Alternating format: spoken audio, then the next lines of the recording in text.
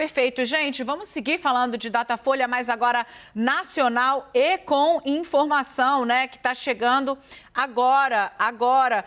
O ex-presidente Luiz Inácio Lula da Silva falou sobre esse assunto, a disputa, a batalha que eu apresentei para vocês aqui no 360. Haveria uma batalha pelo voto religioso, pelo voto dos evangélicos. Eu contei na sexta-feira, esse virou o assunto da semana. Na sexta-feira passada, eu falei, o PT identificou que viralizou entre os evangélicos uma fake news dizendo que Lula vai fechar igrejas e o PT vai fazer uma ofensiva contra isso. Agora tem ofensiva na justiça, nas redes. A pauta da semana foi o voto evangélico e como esses votos estão indo para Jair Bolsonaro, também com um pouco impulsionados por fake news. Foi o debate da semana, a gente apresentou para você primeiro. Esse é o nosso compromisso com você aqui no CNN 360, quando a gente fala bastidor, é apurado, é fato e vai pautar o resto do país. O Datafolha foi medir como é que está a questão entre os evangélicos e os católicos. Dá uma olhada.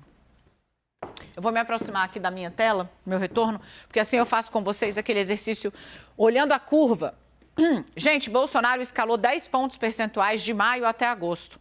Olha o que aconteceu com o voto evangélico. Bolsonaro, segundo o Datafolha, né, e pesquisa encomendada pela TV Globo, é sempre bom a gente ressaltar e dar o nome certinho aqui.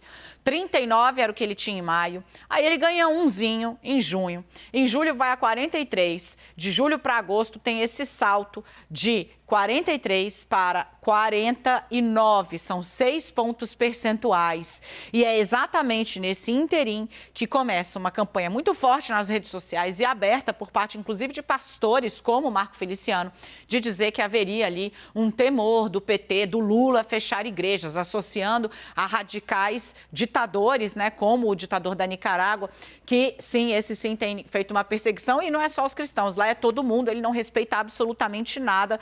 O ditador da Nicarágua, mas isso começou a surtir efeito, o PT identificou e agora prepara uma ofensiva. Primeiro, o PT está processando para que as pessoas provem de onde vocês tiraram isso. E mais, mostrando que há 20 anos, antes de Lula disputar a eleição e ganhar a eleição de 2002, quando ele foi presidente, essa fake news já circulava.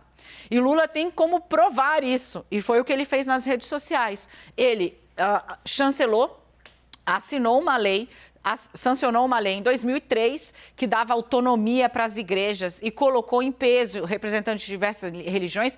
Da igreja evangélica estava lá o bispo Edir Macedo, o próprio senador Magno Malta, pastor que também ajuda agora a disseminar essa desinformação, estava lá. E Lula diz, antes de eu ganhar a eleição, diziam que eu ia fechar a igreja. Já naquela época, isso está sendo explorado pelo PT. Porque você vê o resultado. Lula 36, 35, aí caiu é oscilação, 35 para 33, abriu a boca do jacaré, que é assim que a gente fala.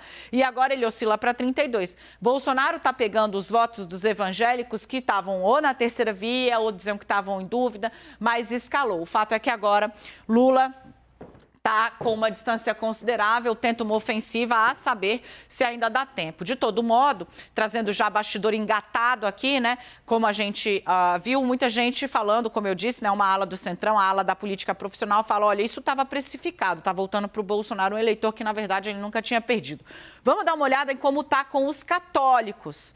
Entre os católicos, o cenário é o oposto. Olha aí a diferença, né? A maioria do Brasil se declara católica, mas na metade do país, né? Lula tinha 54, 53, 52, 52. Aí você fala, Daniela, tem uma inclinação, gente, na margem de erro, imagina aquela barra estendida, né? Lula está estável, não está perdendo voto aí, não.